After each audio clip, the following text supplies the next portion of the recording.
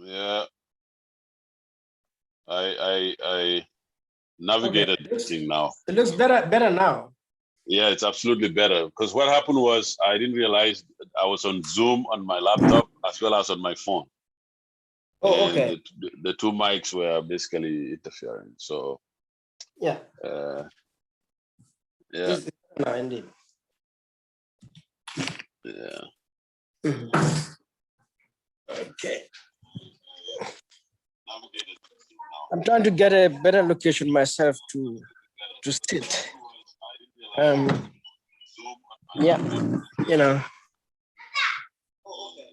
I guess when I do, I will put the video on. Mm-hmm. Yeah. You may hear kids' voices, have, Yeah, that's fine. It's a family environment. Mfansi and Fatmata. Yeah, it's a family environment. So we seem to be the only ones at home. Yeah, and the others went to get their voters' cards. Oh yeah, John Follow, Yeah, yeah, and the others. yeah, Aisha, it's out of town, but those are the three I remember. Sajo. yeah,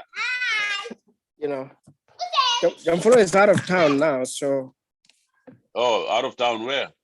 yeah. He's in some university in Istanbul. Oh, okay. Yeah, That's good. Thank you, Wagaral. definitely, I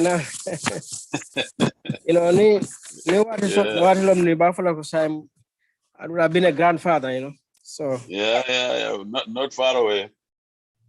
definitely. It's not far away at all. I don't know whether the picture would be good, but No, it's nice. I mean, it's nicer than where I am. I'm yeah, so I'm trying to sit behind outside. concrete walls. Well, Yeah. So right now I'm actually in Detroit. Oh, okay. I'm in Detroit, yes. So Okay. but I'm heading home shortly, inshallah. All right. So let's do this thing, and then hopefully our friends will tune in at some point. But it doesn't really matter. They can, if people are not available now, they can watch it. All that I want is a conversation that I can learn from, that others can also benefit from. So, because I've seen you write. I don't know. Sometimes people are lazy generally, so your writing may not be accessible to everybody. They read your first paragraphs, and sometimes and I that's think, it. some of the attacks and stuff that you face maybe is because people haven't read everything, and then they go take certain conclusions and stuff. Hopefully, we can ask some questions and give you a chance to respond to certain things regarding those things. But first, I'm very happy to have you here. Like I said on my Facebook post, as far as I'm concerned, you are not an activist. You are my brother, my friend, my colleague. Our relationship dates back very long. I need to put that out there for people to understand why you. So I'm new on YouTube. I'm not a seasoned YouTuber or anything. So to keep the nerves in check, you get somebody that you're familiar with to start conversations with. And then as you go, as you gain more confidence and get more skills in doing this thing, you can get more people and talk about the issues that are important to all of us as Gambians. So it's conversational. I'm not a journalist. You are the journalist here. So, but don't put on that cap, because then, the interviewer will look like the interviewee. So, but first, those who don't know Mahdi, if somebody asks you to briefly tell them about yourself, who is Mahdi? Who is Mahdi Jobate? Yeah, for now, just put humility aside. I want the Gambians to know you. Who is Mahdi Jobate?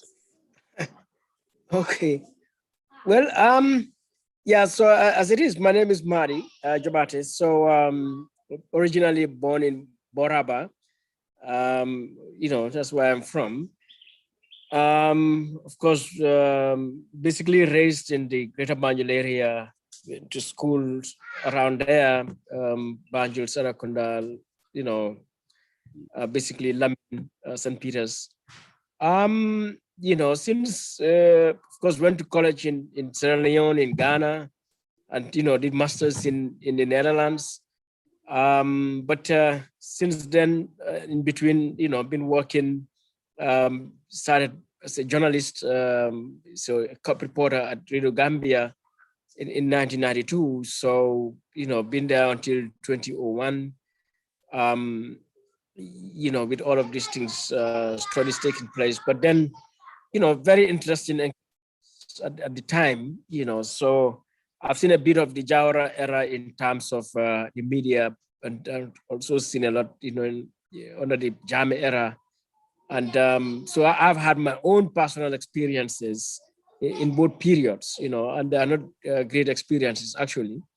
But most of my time I spent it in the civil society. I did venture into some areas briefly, but I realized maybe I'm not cut out for that. I went into the UN system and even in public sector, proper GRA, in all of them, and, up to 2 years, but realized, the culture and the environment were not really suited for me. So I had to leave. Yeah. So, basically I've been in the civil society. I think what drives me basically, I don't know. Sometimes I find it as a burden, or the urge, that burning desire to have justice, social justice. Um, so that has been my concern. I guess it's something I don't know, probably grew up with, and yeah. So as far as I can remember myself, I've always been more motivated, concerned, interested, committed to see social justice take place. I mean, whether it's Yeah. within the family, in the community, at the national level and beyond. So yeah, so basically, I guess that's what I find myself, the path I find myself. Yeah, but basically that's me.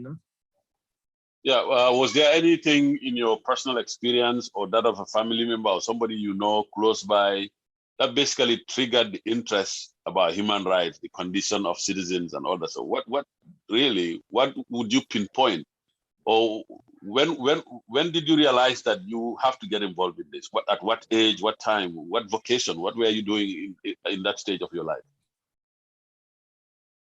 Um, difficult to point out, but I think one would be my dad. Um, not literate, in the formal sense. Of course, all the way in Bora, but I didn't spend much of a time with him because I didn't spend most of my life there. But the few times I've been with him and the stories I've had, um, his ability to just allow people to be themselves, I find it fascinating.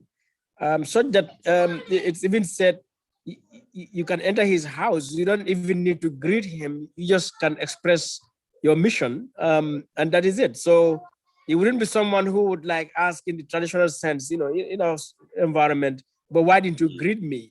What somebody would say would be an impolite way, especially for someone who's an adult. Yes. Basically, explain really, he's not really bothered by even that. Just state your mission, and end of story. So of course, they would tell you. I mean, he's very protective of his children, and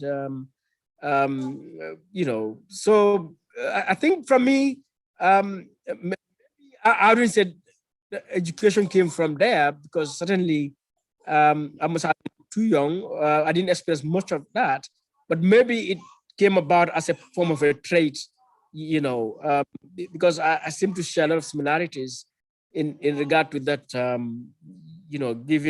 making sure there's open space for everyone to express oneself, even if we disagree.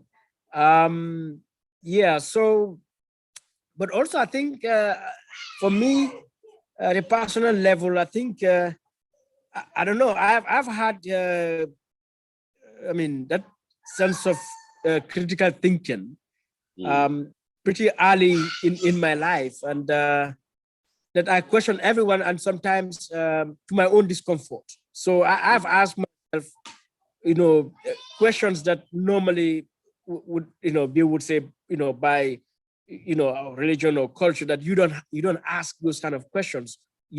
As early as I could remember, I have raised questions. If they said our culture is great, how come Europeans were able to enslave and control us? Yes. I've asked these questions in school. I remember as early as Form 3, which would be like grade 9 at this moment. I've asked those questions. What is really great about us, after all? Critiquing my own culture. I remember having a conversation with my mom, and this is really way back, in school again, to basically tell him or her how impressive our culture is. That I remember telling her, look, if my dad wants, he can get up this morning and tell, look, I'm going to Banjul, and that's it. And you can only ask, okay, for how long, and he may not even tell you how long he's going to stay, or that is when he's going to come back. He has a, but if you want to visit your parents in Bakadaji, the next day, you got to tell him like many days before. Otherwise, even there, he can just say, no, you are not going, and you would stay. Now, of course, my mom agreed with me, because that is the nature of, that's nature. That is, our culture, our religion. That is the nature of marriage and all of that, which I understand, appreciate. But also, it reflects the other side of things, that it just shows you the power of men over women, and which can be said to be backed by other beliefs and so. Yeah, but it's probably, do you think sorry for cutting you, do you think like some of those kind of questions are what some people deem you to be controversial, to be rebellious or something? Because there's actually in Islam, since most of the Gambians follow the Islamic religion, there's something in Islam that says, yes, the wife needs to seek permission from the husband to go out. So, but yeah, I can understand why somebody who's critically thinking, trying to understand the why of everything, will ask those questions. And I can also understand in the Gambian context why people might think that question is not appropriate. But exactly. Even in Islam expects us to be critical of things so that you can get more clarity and more understanding. But go ahead. Yeah, so that certainly has been the case. But I think, I'm not a Islamic scholar, and I wouldn't have anything to know much about it. But then I think especially in those days, you were young, so you were just looking so at your it was mom's really situation. strange. Yeah. Yes, it was really strange, and that's not just one of the funny questions by then I had asked. I remember. I partly grew up in Bakau. Opposite house, you have this sort of ustaz, compound. And so I remember one of the eldest sons of this ustaz, and I raised the question about the existence of God, like who created God itself. And I received a spanking for that question again at very early in my. So, so because of that, of course, folks would consider marriage to be controversial. Some would even say uncultured. Some would even say a non-believer, and so on and so forth. But I believe, I have read few stories about the life of the Holy Prophet, and so that my question, like to my mom, isn't really strange if you bring it in the context of the life. That not just the husband is the head of the house or the leader in that marriage setting, but at the same time, he was such a what I would consider a democrat, or that recognized the rights of his wife, that he wouldn't just stand on on top of his wife one day and say, look, I'm just moving and I have the power to do this. No, he would have been someone who would recognize the humanity, the dignity, the right of his wife, so that it is, even when the power is there, but would exercise it in such a way that it wouldn't appear as if, I'm just exercising my power regardless. Yeah, he was very compassionate, and like I remembered I listened to one deliberation or discussions by the late Bunjang. May Allah have mercy on him. He said that in Gambia, some people, they pick a fight with their wives just because the wife did not come to them early morning to say, Assalamu alaikum, Isama, Nakasubasi, and so on. But he said it was Rasul Sallallahu Alaihi Wasallam who used to go to his wives and say, Assalamu alaikum to them. So, you know, these are sometimes there are certain cultural things that we have misunderstood. You know, we transpose culture into Islam, and then we try to use that. But Islam is compassionate. It was actually the first religion, as far as I know, that kind of gave freedom to women, a lot of liberty to them. And we know that up to the last 150 years, the Western cultures did not even regard women as having rights and so on and so forth. But yeah, but that's a good intro. And, you know, my biggest topic today that I want to talk about is, you know, the state of matters in Gambia, from politics to culture to stuff. But, you know, it may seem evasive if I do not talk about the University of the Gambia. As an employee of the University of the Gambia, knowing what is going on there right now, I think everybody will be like, oh, Alieu is not sincere. Why is he talking about all these other problems when at his own backyard there is an issue there?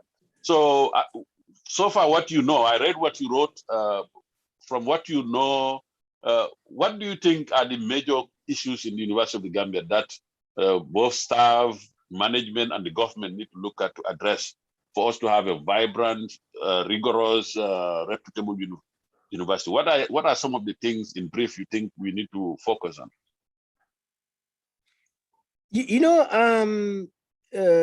I was going to make reference to it when I wrote this article yesterday about the university. I think it's Scottish priest in 1852. I think something Newman. Then I think probably the church was getting its first university in Scotland, and he was asked to sort of be the first rector or head of the university. And so he wrote a piece called "The Idea of University," the idea of a university, and basically it was you know a statement to, I think it's sort of like the council of the church, Yes. sort of lay out how and what the university should be like, what it should teach, its objectives, what should be, things around that. And yeah, his name was John Newman. Yes, something like that. Because I came across this a while, some time ago. All right. I haven't read the whole thing because I think eventually it became some sort of like series of either lectures or articles defining what the what kind of university, I mean, it should be. So, and so I think I don't know whether the University of the Gambia has access to that document. Now, it may not be like 100% relevant because this was a church, a religious body creating a university at that time. I mean, 1852, that is more than 100 years or so ago. The whole focus would be on religion and things like that. But when you contextualize, probably we could also come to ask ourselves in the Gambia, what kind of university do we need as a country? Knowing universities since that time, universities in the US, in Europe, around Africa. So the question may be relevant for us today to come to ask ourselves as Gambians, what kind of university do we need? So that it is not only about content, what is going to be taught there, who will teach there, but the purpose of university itself to our society, to our economy, to our governance, all right? Which means who should lead the university? What kind of people should lead the university? What kind of vice chancellor do we need? Do we need a president to be a chancellor of the university? What should be the relationship with the Minister of Higher Education? All right, so that if we interrogate these issues, for me, University of the Gambia should be, and it is indeed a national asset, a national instrument whose purpose, really, mission should be to enhance freedom in the Gambia. in every side of the world, whether freedom in terms of, ideas, freedom in terms of economy, of our society itself to, interrogate the issues of our society, whether it's about culture or religion, governance, and, even, how we relate to ourselves and so on. So these are issues that need to come, which means that university for me should be managed with the highest of standards of values. All right, because a center which is dedicated to observation, to investigation, as research, to analysis in order to produce knowledge. Yes. I think such an institution should be, basically perfect, because you are interrogating everything just to get to the very purpose, the very essence of everything about life. Yeah. Yeah. And not cutting you short, but I like your analogy of the Catholic press and the establishment of the Catholic university. If you notice, one of the reasons why Catholic universities everywhere in the world and even Catholic schools are some of the best, even in the Gambia, they are some of the best because their institutions have a philosophy. They have a mission, but the mission is not just to disseminate religion, but basically to develop a person. So that if you look at them in terms of discipline, in terms of comportment, in terms of, most of the aspects of their lives, they teach it to them. And then, and it should be like that also, even for the University of the Gambia. And in the defense of the university, in the beginning, that was how it was. University, before they started it, they established a University Strategy Commission, Implementation Task Force, and all that stuff. But of course, those things happened just before the Yajame coup d'etat. When it happened, everything got hijacked. And then, it became the university is my baby and so many other stuff. So I think it derailed from there. And, there are so many people in the university that are very genuine. But, of course, even if Madi were put in at the head of the university at that time, there's very little that you could do. But there was an opportunity since 2017 when the government changed for people to recalibrate and, set up stuff.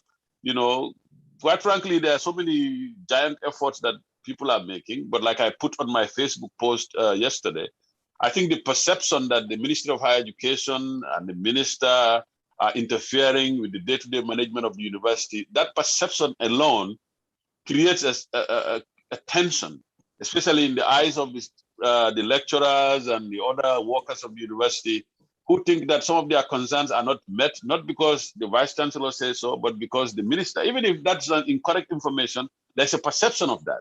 Because sometimes people go into the minister's office for meetings and so on, and especially when there are no explanations that the general membership of the university community can understand and digest and so on, people will make conjecture and, lead to so many different things. But I also agree with you, for example, in terms of teaching for national development. So that purpose, how do you think the university can, now that it's 20 years on, university is 20 years old, University of the Gambia. If you add the St. Mary's Extension Program, it's almost 26 years old now. So how do you think, after 20 years, how do you think the university should come up with that kind of thing? Create a creed, if you like. Because, I'm in America right now. One of the reasons people say the US is different from the rest of the world is it is not a country built around ethnicity or anything. It's built around a creed, a belief that we should be the best of everybody. And you see that pride, sometimes even arrogance in, people that lived here for so long and so on. So how do you think the university can do it? Because I'm going to share this with people that I know in the university. So how do you think the university can create this philosophy, basically recalibrate and try to do things better than we've been doing? Yeah, so I think two things, the person and society. So the university has to ask itself, I think you said it very well, that philosophy. What kind of person should we create as a university? And what kind of society should these universities seem to create? And bring in a lot of ideas. as a Pan-Africanist, and Nkrumah is for that matter, in 61, when Nkrumah was installed as the Chancellor of University of Ghana, he in his inaugural speech, he made reference to the purpose of the university for a country like Ghana coming out of colonialism at that time. And he said, universities at that time, around Africa, we are like in ivory towers, dangling up there, not being relevant to the needs, the exigencies of that new nation at that time. So his plan was, how can this university, respond to the issues, to the concerns, to the needs of the people, and be a force for national development. Now, that is one, but to do that, the university has to create a certain kind of person, all right? Yeah. And that person is very important because, again, I'll make reference to my own life very early at the University of Sierra Leone, Forabe College, some 25 years ago. I was with my colleagues, we used to hang out, at that time. And I made a point to say, look, the education we are getting in this university, just as the education we got out of high school and since primary school, the way I see it, if we continue on this kind of education, what will happen is all of us will get high grades, flying colors. We will go with flying colors. We will go to Gambia. We will get jobs, all right? Good salaries. All of us will build nice homes, have big fat vehicles, and marry. And we will send our children to private schools. Yes. All around us, Gambia would still be an impoverished, oppressed society because our education here is not preparing us to be individuals who become instruments to expand the freedoms of Gambians. Now, at the time, my colleagues at that time, because I was, involved with, student Pan-African activities, considered my views to be just some radical, being confused by Nkrumah and, sometimes, we hit at each other. But coming down 25, 30 years ago today, when I sit with them, I said, let us look at our lives. All of us are successful at the individual level, all right? But our society is not successful. So it means the university itself, what kind of individuals is university building? You look in the government of the Gambia, there are graduates across. Any government you go, we produce graduates. But what values do these graduates hold? Really? So it means our university, Gambia University right now has to ask itself, what kind of Gambian should we create, a person should we create, which means what kind of curriculum? Not just we want to train people to have knowledge and skills to be gainfully employed for economy, all right? But also we need to build a certain type of a Gambian with the necessary values and standards that person, wherever he or she is, would also uphold those values and standards, which, Alieu, at the end of the day, when you come to check it, Gambia, like Africa, our problem fundamentally is values. We don't have a problem of knowledge or skills or resources. We have those capacities. What we lack really are individuals with values of honesty, with values of patriotism, with values of truth, with values to defend the public good, with values of social justice, of human rights that are by these principles. That's the only reason, because anyone who can be corrupt or who can torture, mismanage, underperform, plunder public wealth and public resources, you have no values, or you just suppress your values just to promote selfish interests. So how do we get our people to have these values so that, we would produce the kind of society we need? Because we have all the resources we need. And then when people say capacity, I tell them, when you say capacity is not just, materials or equipment or skills or capacity also includes values. At the end of the day, you and I, what do we believe? What do we uphold? In difficult of circumstances, any situation, what are we going to stand by? So So for sociologically, stage of the university, one, we need to look at the structure of the itself. These are policy. yes, We need to look at the objectives of the university, itself, because a university also is a knowledge production area. It is to train people to get education and skills. Yes, yeah, but beyond that, in terms of the very life and destiny of this country, how should we position the university? And so, which means what kind of person do we build? So these are questions I think the university needs to have a conversation within its, and above yeah, all, the political interference you mentioned. I don't think today we need to have a president as chancellor of the University of the Gambia. All right. The politicians and the bureaucrats leave the university alone. Let the university operate more or less like a private sector enterprise with a public sector mission. All right. That is, to ensure that, it has set very strong standards for performance, for delivery, for efficiency, for effectiveness. All right. Whilst at the same time, it is serving the public, such that we don't need to raise the fees of the university to a point that the average Gambian cannot go to university. So government should work out how do we raise resources for the university, because the university education is expensive. To maintain a university is expensive. How do you raise resources for the university to enable most Gambians go to university? But at the same time, let it be independent for the leaders and the managers within the university to enjoy that liberty to run the university, to fulfill that mission, to ensure academic independence, academic freedom. yeah. So basically, the take-home points. We need to get the philosophy right. The university needs to have a, the purpose needs to be defined.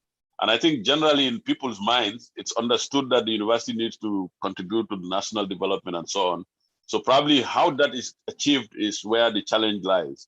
And then the leadership, the values, and so on. So I agree with all of those things. And I think also self-introspection.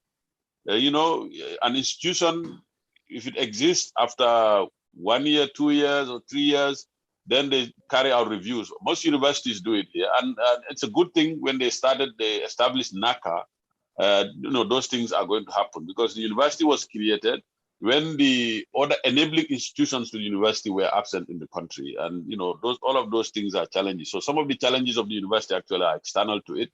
And this issue, that's why in my post yesterday, I was talking about the legal and institutional frameworks that exist.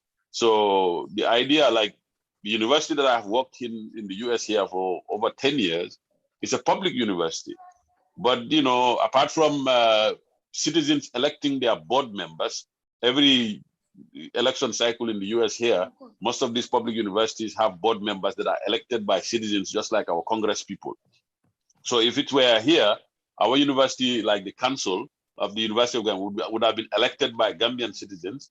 So after every 4 years, the council is not doing, somebody people come in there and so on. So since that's not our reality, we can actually try to set up things in a way that will encourage transparency, freedom of expression, but also innovation to know and understand the needs of the Gambia. That's the third function of the university. When you talk about learning and research, the next one is community service. How do you make sure that there is a citizenship of the institution to the community that established it and so on? So, but yeah, thank you very much. That's a very good segue into our discussion. We're talking about institutional issues, value issues at the university.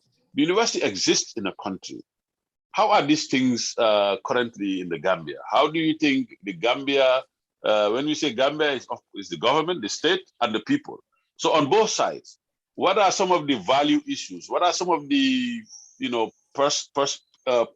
person-related issues that is basically marauding or delaying or derailing our development, our advancement and so on? What do you think on both sides? Because a lot of times we are focused on the state, but then we know that the state is as good as its people. Okay, so how would you, describe we talked about the institutional lapses at the university and the value issues and so on. Would you say similarly at the state level, at the citizens level? Yeah, I think by and large, the citizens are not involved, engaged in the life of the university, other than those that go into um, the university as students. But our civil society, our media, and of course, the citizenry as a whole are not,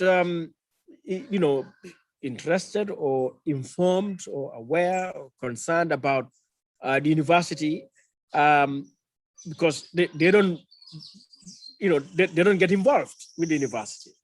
Now, the students themselves um, are in the university, but apparently not also interested. They have student bodies, I know, and if with the university, they go to the university and they see things. But you see, one has to be responsible, because at the end of the day, they are the primary stakeholders here, as the students who go there to learn. What do they observe to be the issues, to be the concerns in the university, and how are they organized, to raise these issues, but also to help the university and even the government as itself to solve these problems, so that they just don't wait until things get closer to their interests that are being affected, and then to raise issues about them, which can also be said about the lecturers and the staff of the university. Have condoned all of these issues for a long time, since the university was established. I mean, we recall the time Dr. Gumbo Ture, Dr. Gumbo Ture's case, I mean, a lot of lecturers either resigned, some were even dismissed. But the necessary engagement the staff should have done or could have done, including lecturers at that time until this moment, is so limited and so disorganized, so that when you come to raise pertinent issues today, you don't even get the unanimity that is necessary, and even the sympathy of students and the general public, simply because there has not been any consistency in the way staff themselves, including lecturers, responded to these things. And we cannot really address these things on a piecemeal basis. So have staff associations down there in the university. It has faculties and departments and so on. And at the end of the day, what are each one of them doing to make sure you maintain standards, you maintain good management, good governance in the university? Now, who's in charge of the university hall? Who's in charge of the law of faculty premises, the campus at Gambia College, and other facilities that the university runs? You look at them. I was shocked. Yesterday, somebody was telling me to hire the whole of the university, the law faculty, would cost $20,000. And I know a lot of it took place there. If they really pay $20,000, $120,000 can get you a projector, in that hall. So the toilets, where is the management of the university in terms of accountability to make sure people perform their functions? Because I'm sure the university has cleaners. All right.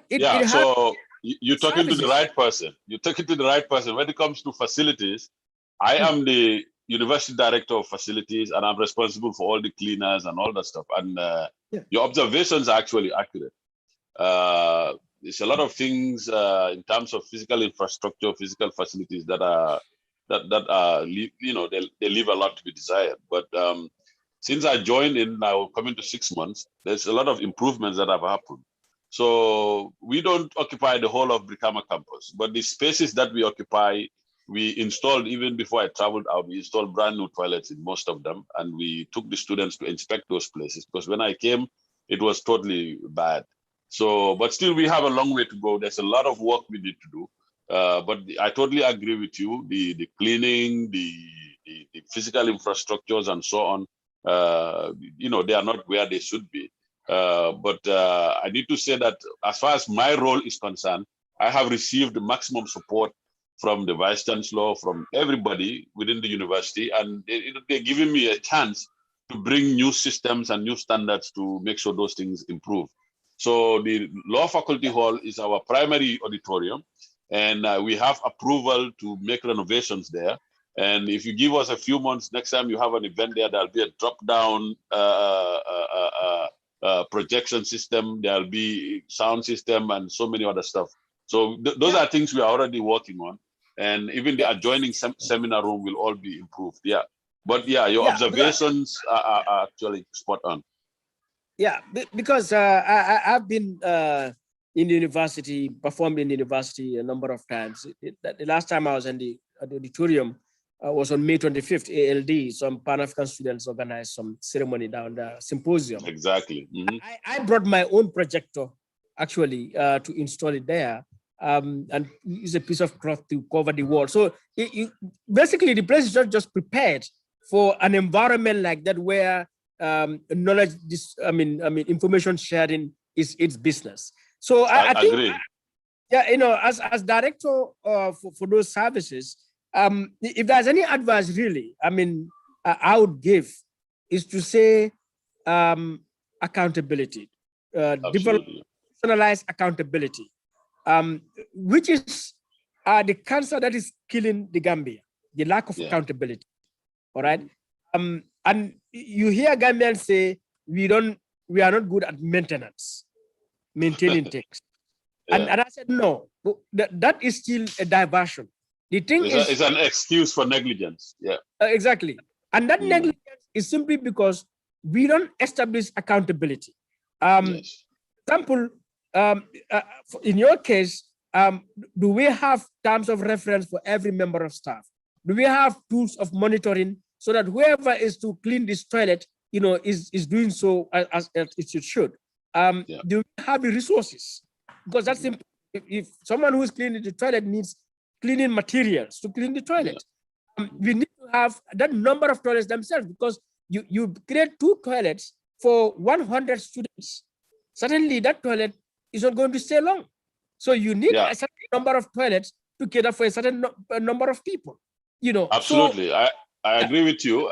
Just to clarify a few things. I think one of the issues that is affecting those kind of infrastructure is the fact that university is not on a campus that it owns. So a lot of the spaces that the university occupies are borrowed spaces, either from book production, from I think the only buildings the university constructed are the Peace Building, the law faculty, the journalism school. They modified it. It used to be there. It was BPMRU. And some of the buildings at the MDI. Gambia College is all Gambia College stuff. So, but yeah, within that limited facility, we purchased, things to improve them. But yeah, there's a culture when it comes to work in the Gambia in general, not just in the university, that as far as my department is concerned, that I'm trying to work with my team to change those things. And, so we have a long way to go, but I think from December when I joined to now, I don't want to speak for myself. We can talk to other people who could be more objective about it. We've done some improvement, but it's way, it's a long way to go still now. And in terms of supplies, all the cleaners, they get their supplies, they get their individual supplies every month. A lot of supply is purchased and given to them in terms of detergents. Before I came, they wouldn't have gloves, but now they do have gloves and things like that to make sure that it's not only the cleaning, but it's also safe for them. So yeah, there's a lot to be done. I 100% agree with you. Like 2 months, 3 months ago, some of the toilets are horrible, but we had to fix them. And then we took the students there to inspect these places to make sure they are good. The maintenance thing is a challenge. Some don't pull their maximum weight in the equation, and that's something I have to work on as the director of that unit, to make sure that everybody gives what they're supposed to do their jobs to the best of their ability, and I also provide the resources that they need. As far as I am concerned, everything I've asked for, they give me. Quite frankly, I'm not trying to be nice to anybody. If I ask for cleaning gear, they'll purchase it. Sometimes it takes time, but they do it. It's done. I don't have that problem. I think the problem I have is attitudes. People have been used. For example, people, the time they come to work, the time they leave, the cleaners and things like that. That is something it's a challenge for me and my team that we are working on, because we have to go cook and I have to leave. It's a cultural thing that, it's a big challenge to deal with. But yeah, alhamdulillah, a lot of people are doing their best, but my department, the whole university has a long way to go. And we need to be honest about it. We don't need to be defensive about it. Yeah. And Alieu, at the end of the day, there cannot be any excuse, Yeah. all right, for us as a people, because we have all the opportunities, we have all the knowledge, all the information, all the experience necessary to build a viable university, a functional, first-class university, a first-class country, a first-class any institution in this country. Yeah. I mean, look at you. 10 years you are in a first world country, in a first world university. I mean, in that university, living there, teaching there, working there. And yeah, I was more in admin when I was here, really. I stopped exactly, which is even a greater advantage. So yeah. For me, just like you, if you go to the university right now, from the vice chancellor to all the lecturers, they have all gone through first world universities and they've seen how first world universities are run. Yes. The only reason America is where it is, Europe is where it is, it's not because they are white people and we are black people. It's because first and foremost, there is a culture of accountability. Yes. At the end of the day, any society where there's no accountability, progress will hardly come. So we have no excuse whatsoever, really. I mean, we cannot claim not to know. Our president lived in a first world country and he's, engaged in their facilities and services and seen how people work with, with efficiency, with effectiveness, being responsive. The Minister of Higher Education, you've gone to first world countries, first world universities. I mean, we're going to sit and say because this is Gambia or Africa, so this is how things are run here. It's utterly unacceptable. And this is my beef with the Gambia and people. And, and sometimes I see people comment, but Mari, you have to understand this is Gambia. You cannot compare us to America. Basically, we have to settle for mediocrity. Yeah, and I think all of us have to be determined that wherever that we are not going to settle down for mediocrity, because there's no excuse for it whatsoever. If anything, Gambia, like the rest of Africa, should be at a higher rate of development because we did not have to start anything. We've seen where America started, where UK or France started. We can read their history, experience, learn lessons from that, so that when we do anything, we are, utilizing the highest standards. Yes, definitely. I mean, you and I and everyone get determined to that. When it's about leadership, it's about management, it's about performance, it's about delivery. We insist. Look, I mean, NAWEC has to give us the best. National Assembly has to give us the best. Any give us the best. I mean, the hospitals, we have to have the best. Our schools have to give us the best. That's what all of us. That's why. Yeah, I totally agree with you. That's why I was asking, because a lot of times we focus on the institutions and then we are not paying attention to the fact that there's the people who constitute those institutions, the people who lead them, people who influence them. So, and it ties in with our earlier point of values. If people who are leading these institutions have certain values, those institutions will reflect those values. If they have a value of being effective, being, forward thinking and so on, those institutions, they are also, in modern organizational theory, they are also organisms, institutions are, that social organisms that feed off from the values that we bring to them.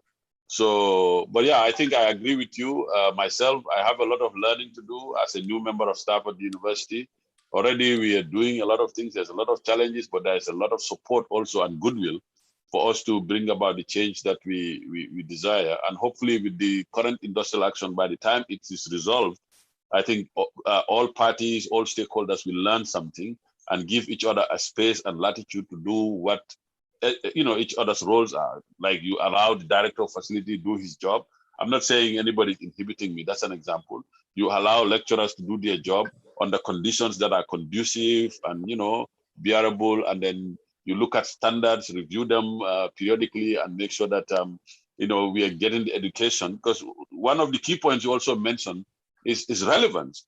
The university needs to be relevant to the Gambia's reality, the Gambia's context, cultural, social, political, to make sure that the people that are produced, the citizens that come out of there, are useful to our society. So I want to veer now into national politics and stuff, because already we dealt with a lot at the university, and hopefully my colleagues and myself will take cue and then double our efforts and try to create a university that the Gambians can be proud of. Because as our only public university, definitely we should do better than we are doing. And I can assure you those efforts are going, and I don't see this industrial action in a negative light at all. The way I look at it is it's part of the evolution of the university. If some certain things are not given, people will demand them, and when they are demanded and they're given, then there's accountability for their use and things like that. So hopefully we all take good lessons from it, and then move on and give our service the citizens want it from us.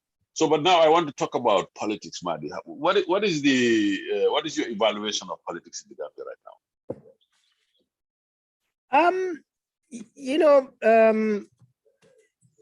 It's in one sense, it's concerning given the polarization and the intolerance that we are seeing. Whether it's in terms of insults, and the latest today is when we see UDP members being attacked in Kanilai.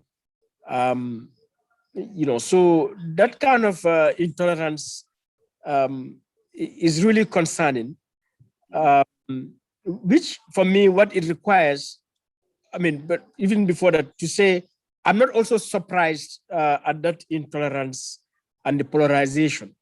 If one also understands the background, where this country started from, yes. So that what is happening, worrying as it is, I'm not surprised, and I can even say the worst may happen. That is because, to a large extent, the vast majority of Gambians do not have a sense of sovereignty because they lack political education. And Thomas had said a soldier without political education is a virtual criminal. But I like to phrase that to say a citizen without political education is either a criminal, a potential criminal, or a potential victim. Not cutting you short, though. Hold on to that thought, but because that connects to education that we are saying. When you and I mean, you're of course older than me, but when we were growing up, they used to teach civics in schools. Yeah. And in those days, the national pledge, these things. And, the national pledge is what is supposed to be our national creed, isn't it? That you pledge that as a citizen, this is what you owe to your country, that what you will give. So do you think the absence of those things, or the dilution of them, because they've been diluted into social studies and so on, do you think that also is kind of creating a type of citizen that is not as, if you like, as strong as citizens, that were created, maybe trained in our various schools some 3 so decades ago? Yeah, I think this is at different levels. There is a school part of it. There is a part about political parties, and there is a part for even civil society, but also there is a part about the citizen himself or herself to politically educate oneself. Now, when I was going to school, I didn't know about national pledge. They were not teaching us national pledge, and the civics education basically is a mechanical kind of education, basically about government structure. So that's not necessarily giving democratic education. Education about democracy, citizenship, about sovereignty, and about human rights. And political education has to be along those lines, so that at the end of the day, where we came from, we have always been largely driven by, socio-cultural, religious beliefs intertwined with political narratives, around individuals, and of course parties. And so the allegiances have always been largely towards parties and individuals, and of course identity politics is a prominent part of that. And so we see these things manifest even more deeply in the past 22 years. So that at this point, what we are seeing, that's why I said I'm not surprised, that we are seeing these things, that people are still owing more allegiance, even though everyone would say, I'm patriotic, I'm for the Gambia, I stand for the interests of the Gambia. But when you look at our actions, our allegiance is more to specific groups, whether they are ethnic groups or political parties, and of course individuals. And so that explains what we are facing. So for me, it's concerning that that is still an issue, which has not been helped by government itself from the First Republic until the present moment, because one of the things that could overcome that, of course, the civic education should be done, but also has government itself created democratic institutions and processes, all right? So that if you look into our laws, our institutions, there isn't a lot of democratic content, all right? And so the approach in lawmaking in this country largely has been how to limit freedoms. And so, that also did not help to bring about a political culture that is tolerant, that is, amenable to divergent and dissenting opinion. All right. So all of these factors considered, I'm not surprised what's happening, even though I'm really concerned. But the solution really will come back to us as individuals, as entities like political parties, as government, to express our total rejection of political intolerance, against polarization, to refrain from, narratives that promote polarization, particularly on the basis of sectarian interests and so on. And of course, to do the necessary reforms, legal and institutional, in order to further entrench that democratic environment. Unfortunately, for the past 5 years, which gave us a huge opportunity to have really started that process, that by now we should have been at a higher level, which would have reduced polarization and intolerance to a great deal, if you had really done the necessary constitutional, institutional, and legal reforms. Unfortunately, not much has been into that area. And so what happens now is, if you have this democratic dispensation, not necessarily it is based on very clear democratic institutions and laws, but it's how do you call it? It's by experience that we came out of dictatorship. We are in a so-called democratic dispensation. People understand that we are in a so-called democratic dispensation. So people are going to assume their democratic rights. And a lot of the time, if the institutions are not there to bring about accountability, those democratic rights may be over-exercised, all right, without any accountability, so that it will create another narrative to say democracy is being abused, or democracy or human rights also is a cause for conflict. As you can hear, even when the president addressed the nation a few weeks ago about the security situation, he made reference to the crime that we are seeing as abuse of democracy, of human rights, which is very unfortunate, all right? Because democracy and human rights cannot generate crime and and violence and intolerance, all right? But we are seeing these things simply because the necessary reforms that should have contained, our new dispensation, to protect our new dispensation, was not done.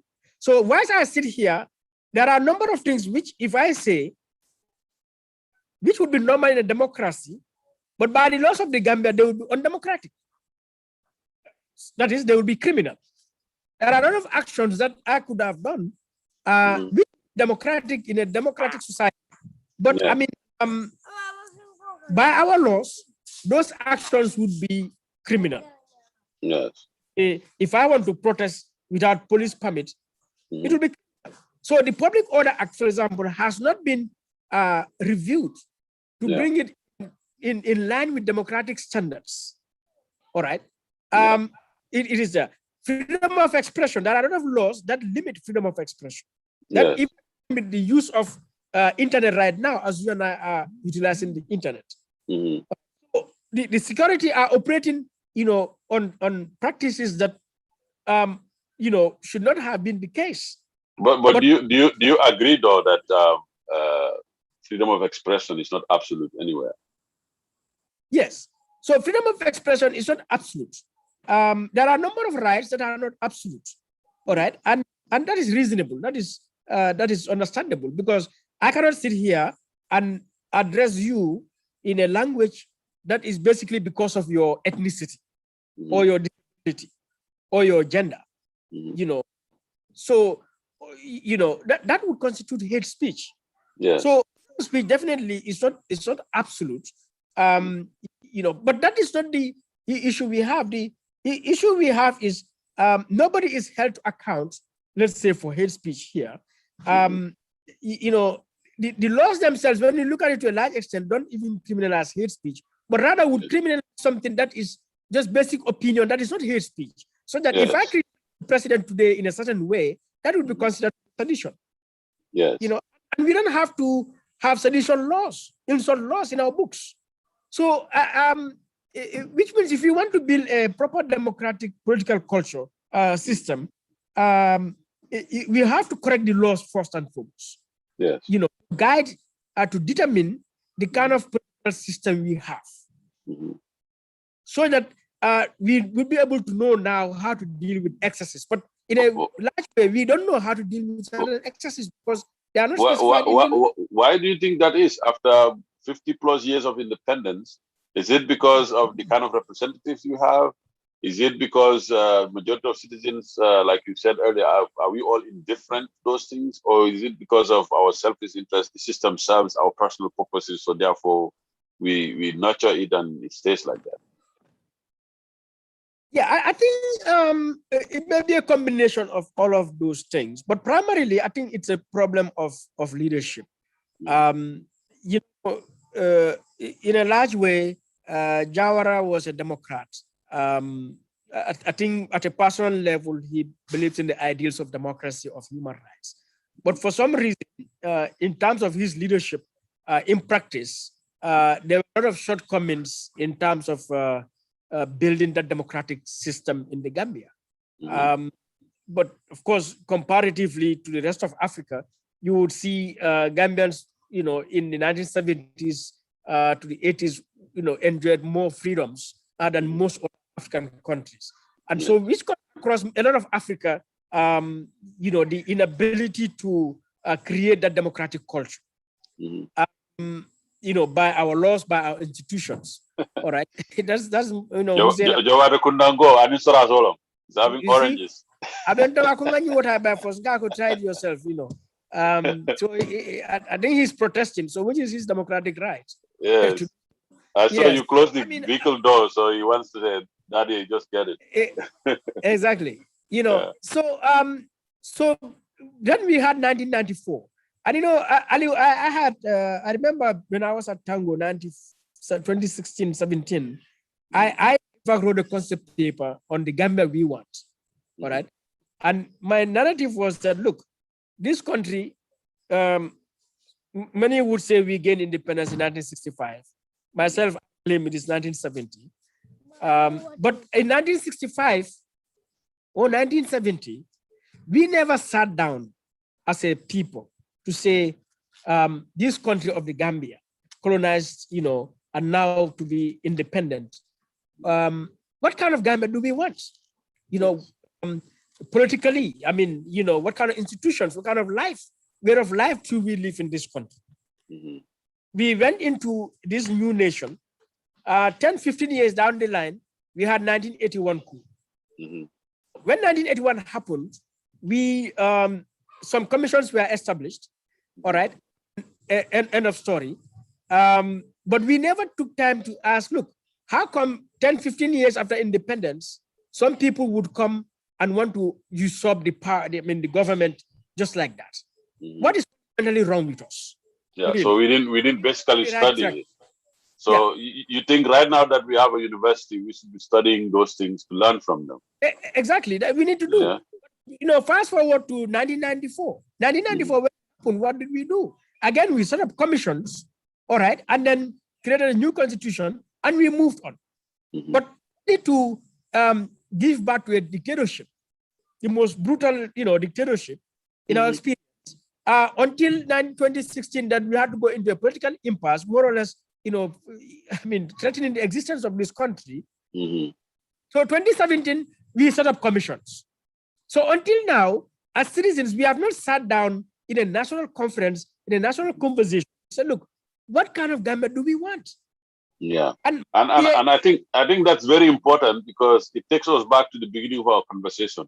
If you look at the founding of the United States, it took a lot of discussion, a lot of arguments, the Federalist Papers and all those things, so everybody brought out their political philosophy, the kind of America they want to create, and now that's why every American is proud to say Republican or Democrat or Independent or Green, whatever they keep making reference to founding fathers.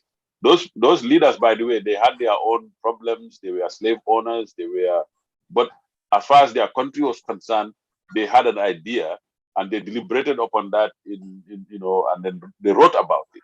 So I think a lot of times in the African context, except to some extent Senegal, the intellectual leadership is not there. I mean, Senegal, Ghana, of course, Zimbabwe used to have that kind of intellectual chutzpah, because Mugabe is very educated and so on.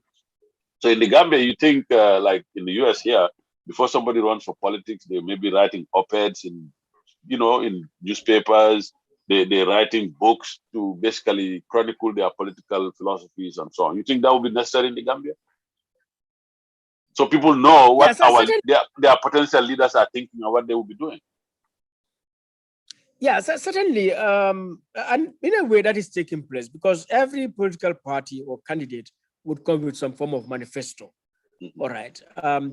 Write a whole, document to state, the objective, the purpose of that party, which would include a perception of the Gambia and how to take Gambia, forward. You see, but what I'm saying, I think we need to go beyond that. And when you made reference to America, I recall, again, when they had their union, it took about a decade or so before they had their constitution. And when they met in the constitutional conference, there's this narrative which says that a lot of people came outside of the conference hall in Philadelphia as the delegates were inside trying to draft a constitution to determine that constitution. And so one of them, I think one of the founding fathers, I think somebody called either Hamilton or so, some lady asked him, like, what kind of country are you creating, sort of? And he said, a republic, if you can keep it. Yes. So because the idea was like, were they going to create a kingdom, or some other kind of a country? But they met. So for me, what I'm saying, like in the Gambia right now, if I were in Barrow's position, or if I am to advise Barrow, way back in 2016 or 17, I would have, as my vision, would have generated or caused a national conversation, national conference to take place, that as Gambians, 56 years of independence, the levels of poverty, inequality, all right, discrimination based on culture, based on religion, based on a number of other factors.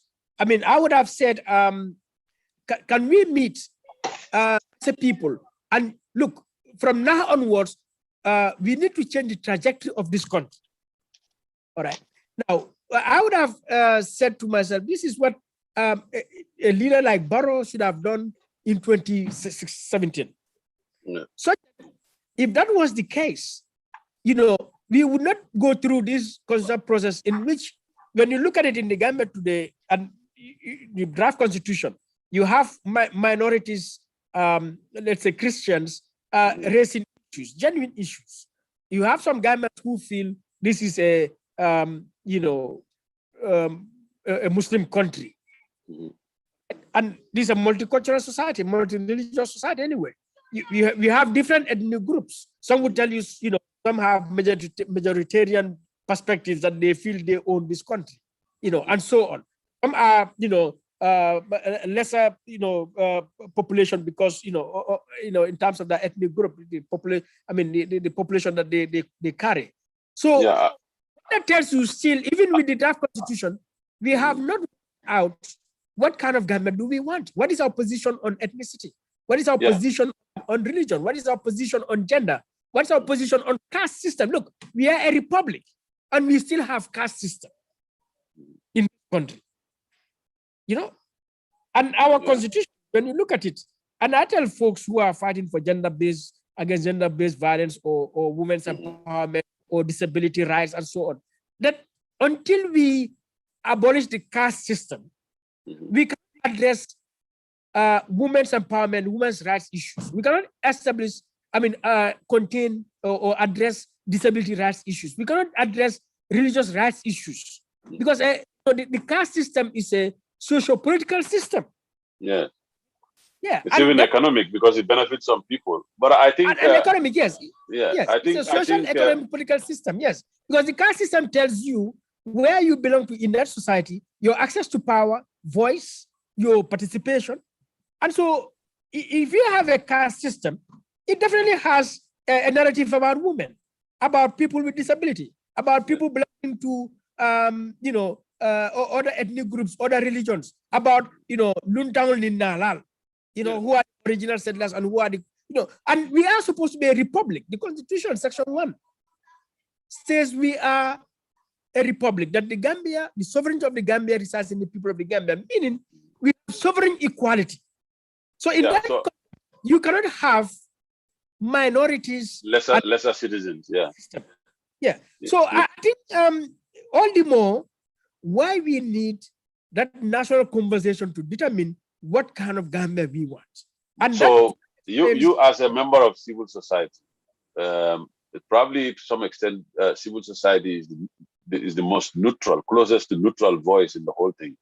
Don't you think that kind of conversation should be organized by civil society and invite political leaders to come, share their perspectives, and citizens and so on, for us to craft that kind of thing? Because I think it all goes back to having a national creed, so that when I identify as a Gambian, I'm not saying I'm a Mandinko Gambian, I'm a Muslim Gambian, but I am a Gambian, and period.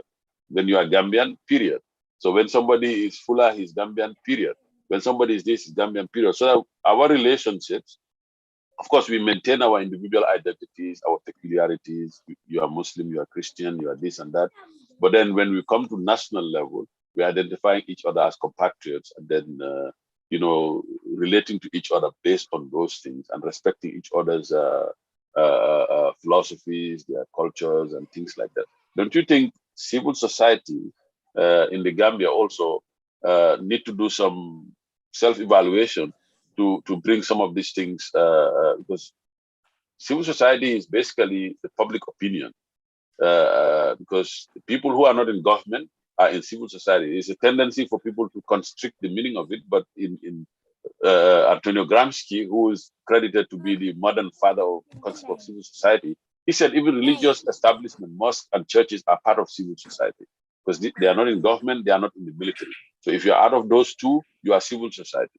Don't you think all of us are the ones who need to come together to impose this kind of stuff on people that we hand our state to? Don't you think so? You're talking about citizen sovereignty. Yeah, no, I completely agree. And I think that was what triggered me at that time to come up with that concept paper. In fact, I think Peter Gomez at West Coast Radio offered an airtime to a program purposely called the Gambia V What. And and we've run few programs down there on this issue. It is not continuing now, just because I didn't have time to maintain it on a weekly basis, but the opportunity is still available. And at Tango, 2017, we did manage to host a Gambia We Want dialogue in West Coast region as a start to go around all the regions and then end up with a national conference. We went to seek some resources to be able to conduct these conversations around.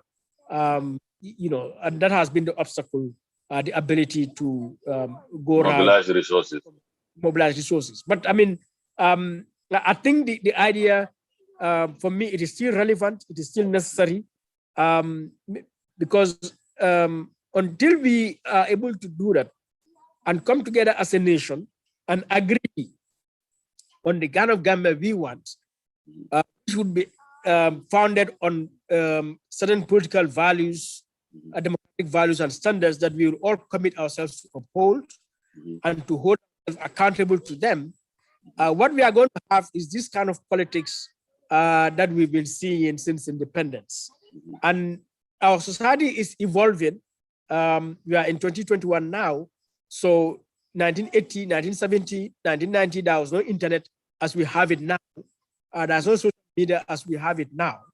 The generality of Gambia. You would think mobilization and organization would have been easier now with all those infrastructure, but yes. So these are tools that give us huge opportunity, but they also pose huge challenges because they can be abused, as we are seeing happening. People using social media to disparage each other. Yeah.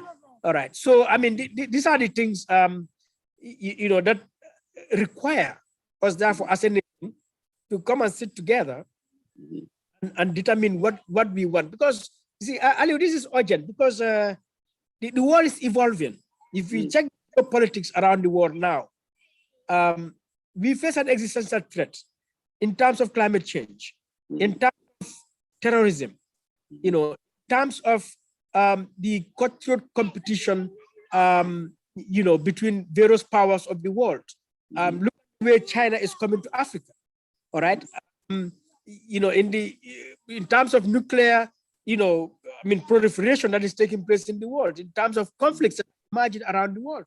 I mean, what capacity do we have as a people, as Gambia, for example, to defend ourselves against all of these things that are coming, And so if we don't really come to correct our house, we will remain as weak as we are, because right now Gambia is so weak. Gambia cannot do for itself much more, defend itself. We are at the pandemics. I didn't mention the pandemics. All right. Right now, we should be thinking of the Gambia having the capacity to build its own vaccines. We should be thinking of the Gambia having the capacity to manufacture its own products, finished products, whether it's about vehicles or watches or mobile phones. We should have been able to, because other countries at the same age as the Gambia did it, are doing it.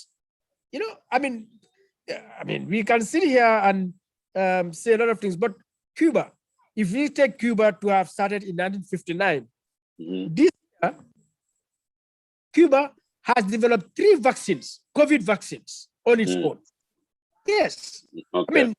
That is not to say whether one agrees with the political system of Cuba or not, but China has Senegal are developing their own too. Senegal are also, I monitored it on Al Jazeera some time back that they're working on their own vaccine. Yeah. So when you consider all of these things, it tells you the politics we have in this country is further weakening our society, is further endangering us, is further dividing and therefore really killing the Gambia. Yeah, but don't you think politics by its nature is very rancorous, is very, because in our place here in the US, for example, there's no place more rancorous, more bitter than, politics anyway. You've seen how Donald Trump used to be. I think maybe the freedoms and the institutional arrangements we have here have made it such a way that individuals cannot destroy the state system, because as it Trump was going to basically stage a coup d'etat, and the institutions prevented him from doing it. So if it were in Africa, he would still be in power, isn't it? Yeah, I mean, you know, I think it was Winston Churchill Hmm. who there are many political systems, but the best among all of them, not necessarily, it is perfect, but the best among all of them is democracy. Yeah. You know, but democracy is expensive to run, and democracy has shortcomings also. Even though in those shortcomings, the nature of democracy is such that it has its own self-regulatory protective, fences. All Hmm. right. So it is self-sustaining. Yeah. Um, so therefore, in a democracy, a multi-party democracy, we will see the kind of politics we see, say, in Hmm. America, the Gambia. And as I said earlier, in a way that it wouldn't surprise me. But the thing is about democracy, for those that really want to practice democracy, particularly in a republic like the Americans did, they have defined what kind of society they want. And based on that, they build the necessary institutions and processes. And regardless of their differences, the polarization, those institutions remain sacrosanct and constant. And at the end of the day, they apply to everyone. Everyone is held accountable to those systems, institutions, laws, and processes. So when Trump, you look at the Gambia and America, you can even make a good comparison to highlight the importance of institutions in a democracy. So Trump got his supporters invade Congress at a time when they are certifying the results, presided over by his own vice president.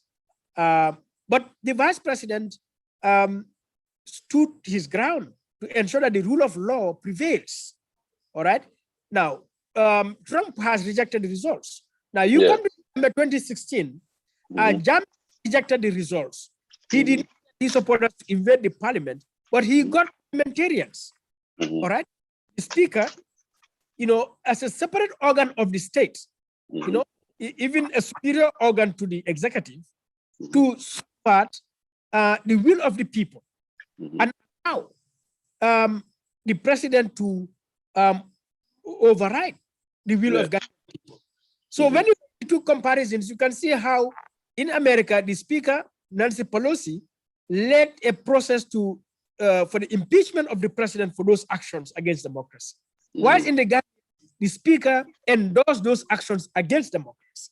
Yes. So it goes to show the Gambia parliament must have been very weak because the speaker and the members at the time, majority of them, lack the values, those democratic values, those values in our constitution are Hmm. to hold. And so they were ready to abandon the constitution, to abandon their own personal values, Hmm. to let democracy perish. Yes. Yeah, and so as long as that is the situation in the Gambia, we can see a repeat of that in December 2020, 2021. Hmm. We can face another political impasse Yeah. because the values necessary to be in each and every member of parliament, is it there? Are they prepared to stand by those values to make Yeah. sure democracy is not subverted in the interest of one person? In addition to lack of the right values to take the country forward, uh, lack of sound institutional arrangements and legal frameworks for establishing a viable democracy. What other deficiencies do we have? What other deficits are there in the system? The deficiencies we have, basically, I think our deficiencies are uh, connected to our historical development, and which means our culture. This way, our culture. For me, that is big container. I saw him. And He was the little boy who was eating a lot of food. Jukuna Pengelungo. He was in a suit. exactly, Yeah. yeah, yeah. That's Hussein. I mean, Mfanse, is my dad's Toma. Yes. Yeah.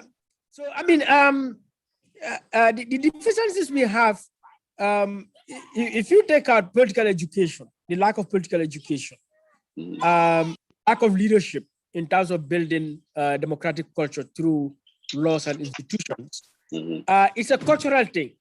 Yes. At the end of the day, you and me as Gambians, we belong to different ethnic groups. We belong to different religions, and culture is a whole way of life. Yes. Every culture has a narrative, a belief Mhm. system, Mhm. and that belief system really drives people. So if Yes. I feel that leaders are made by God, or to be a leader is luck, that Mhm. one, that kind of narrative, it Mhm. can undermine democracy. That is because it can limit popular participation, and Yes. democracy is meaningless if there's no popular participation. Right now, we are doing voter registration. I have talked to a number of individuals who said they are not interested to get a voter's card because for Mhm. them, they are always with the person who is in charge. They don't feel that vote can make a difference. Mhm. See much value in voting. Yeah. And I think the concept, for example, from a purely Islamic point of view, if you say it is God who makes leaders, that's a truthful concept. But I think people present it in such a way that they kill the sense of agency that people have as citizens. That even though Allah says this and that, it is your duty. For example, Allah, He provides for everybody, but that doesn't mean Mahdi should not go to work and earn his yeah, living. It does not mean Alieu does not go to school to get knowledge. So people need to understand that when we say that Allah creates the leaders, Allah says that you citizens have a responsibility. You have to have certain criteria and identify leaders based on those criteria, not just put your hands down and say God will bring us. I think that kind of clarity or delineation between those two principles are what most people don't understand, and or some yeah, people I think just naturally like to bury their heads in the sand anyway. So yeah, even if you yeah. explain that a So million so times, so they'll this they'll have that. yeah. So this misconception is found in religion, is found Mhm. in culture, Yep. and one must also highlight the incidence of poverty, Yes. um, the inequality, the deprivation, so Mhm. that people are so much preoccupied with Survival. finding the needs of life, of survival, to the Mhm. point, and of course, because of the consistent political Mhm.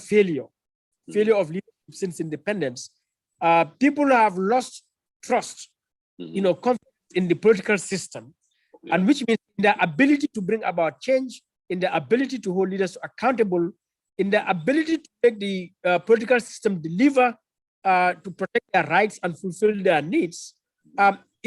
It further strengthens these misconceptions Mhm. that at the end of the day, I mean, they don't care. So you have communities in the Gambia, there's no presence of the state, and people, they are able to get living, they're surviving simply because of their own strength. Mhm. Struggles that may include even going through the back way and getting their sons and daughters in Europe, in America, to take care of them back home. Are you are So you very hopeful the for are you very hopeful for the future of our country, considering uh, overwhelming majority of Gambians are below the age of 40? Does that promise anything? Well, I can tell you, I am hugely frustrated. I say it all the time, but I don't think I'm gonna see the kind of Gambia I deserve, I want in my lifetime. But human beings are an incredible creature. Mhm. Uh, we have the potential, Mhm. and always the opportunity for us to remake ourselves, to salvage ourselves, to grow. So I believe there will be that Gambia one day, Mhm. uh, but certainly not in the absence of very visionary, you know, Leadership. and strong, a value-based leadership. We have to have ethical leadership if we are going to progress. You know, I have a lot of issues with America, all right? But one of my sources of inspiration really comes from the founding fathers of America. You know, whether George Washington, Jefferson, or Lincoln, you know, Madison and, you know, Hamilton and so on. Their vision of the kind of society, you know, they want. For me, I find it fascinating. And for me, that is based on ethical leadership, because they really want a society in which freedom will prevail, in which law would prevail, would be instituted, in which, you know, democracy would flourish, with all the contradictions. You know, some of them owning slaves and, you know, did not create that kind of environment for white people, I mean, black people or Indians, but at least within the context of their people, as you know, they aimed for that kind of society. And I think we have to have that kind of a leadership, that kind of a vision, that at the end of the day, we want to create a Gambia in which really rule of law would prevail, freedoms will be protected, there'll be accountability, you know, and government, the purpose of government is to protect our rights and fulfill our needs, and to do that efficiently and effectively, you know, and so on. Have that kind of a leadership. I don't know, what is going to happen is this may come through non-violent revolution change. The leadership bring about this, or it would have to come through a violent revolution. That is, right now, people may be here fronting for their various sectarian interests, but I think we a point, everyone will realize at the end of the day, we are all in one basket. And when that happens, people will realize there's no point to be here agitating for this ethnic or that ethnic group or that religion or that region. But at the end of the day, we have all come to realize, in fact, those leaders we are fronting for, claiming that they are there for, because of our ethnicity or, you know, our political party or so, at the end of the day, they are not really serving us. Do you think, Madi, that the Gambia would benefit from the Paulo Freire kind of conscientization movement, where he said education should not just be about a transactional thing, but then you have to, in his words, to paraphrase him, to read the word and the world, you know, so you understand concepts and how they exist functionally in the world. But you know, do you think that you know, that kind of civic movement, you know, will bring this kind of ideal Gambia sooner than, like, probably you anticipate? I'm unable to give a timeline to it, but I think that praxis that Paulo talks about is, for me, that's what I meant by that violent revolution. Non-violent, not non-violent. A point, or non-violent revolution. Yes. I don't want after here then your friends at the police I don't know, combo station come for you there. You know, you meant call me, you know, for an invitation. You meant non-violent. Because for me, I have reached a point to realize, even if Alieu becomes president, right? If Junkun becomes president, he is Junkun, or Alieu is Alieu as a brother, a friend. We belong to many sectors, you know. But at the end of the day, I would know that Alieu too is a public officer. I need to hold him to account because he can damage my rights. You know. So much as we are family, I will hold you to account in a way that you may even think I dislike you. But I'm doing it in my own. I'll keep that in mind. Yes. So remember that. And you are coming as director in the university. So certainly you are not going to get my you know, my sympathy. Yes. All right. Because if you don't run the university well, my child can go to that university only to suffer. Yes. And I sit here and say, oh, because university is headed by Alieu, so let me be sympathetic to Alieu. But Alieu is harming me. Yes. And that we have seen that practically Yahya Jammeh killed his own family members. Mm-hmm. So that's why for me, I am beyond family or religion or tribe or any other sectarian consideration when it comes to the affairs of this country. Mm-hmm. And so and I think that that's a good thing, and that also is in sync, is in consonance with our traditional values as Gambians, as Muslims and Christians, and so on. That we need to be sincere, we need to be truthful, we need to be forthright, especially when dealing with people who have public trust. So, are they doing things pro bono publico, or they just doing things for their own personal benefit, which is that's why even in the average Gambian, they say, "Oh, I'm not interested in politics." Because people think that people enter politics to reap personal benefits. So if that benefit is not reaching you, then you don't have to get interested in it. That's why I was posing that question. You think the conscientization movement thing, Gambia needs to have its own conscientization movement where people, engage in politics because politics is for the public good, not because there's a personal good that they could reap. That if Aliu's brother Mahdi becomes president, Aliu doesn't all of a sudden stop working and relying that Mahdi will steal from the state and give to him and his family to survive. Because that's what you are implying. And we know without, if we are not lying to ourselves, that is existing up to now in the Gambia, and that has to change. That all of a sudden my brother is in this position, then I have to sit down and then he will bring things that we will enjoy at home at the expense of the state, at the expense of the citizens. I think to bring that kind of system, the citizens have to demand it. That's why I was asking, are you hopeful? Is the behavior of the young people in the Gambia pointing to the fact that sometime sooner down the line, they'll be asking those questions of people in leadership? Yeah, so I mean, as I said, that's a political awareness issue. Mm-hmm. A lot of which is not necessarily taking place, but which civil society needs to do. I think personally that's what I dedicate myself to. That's why I raise issues, which you can see even some people will tell you, but Mari, you only criticize, you don't see good thing about this government, for example. That's what political parties need to do. That's what the government itself needs to do. That's why they created a civic education council body. All right. But when you look at the young people largely and the rest of society, you see a lot of political engagement, but you don't see a lot of enlightenment and organization in that engagement. All right.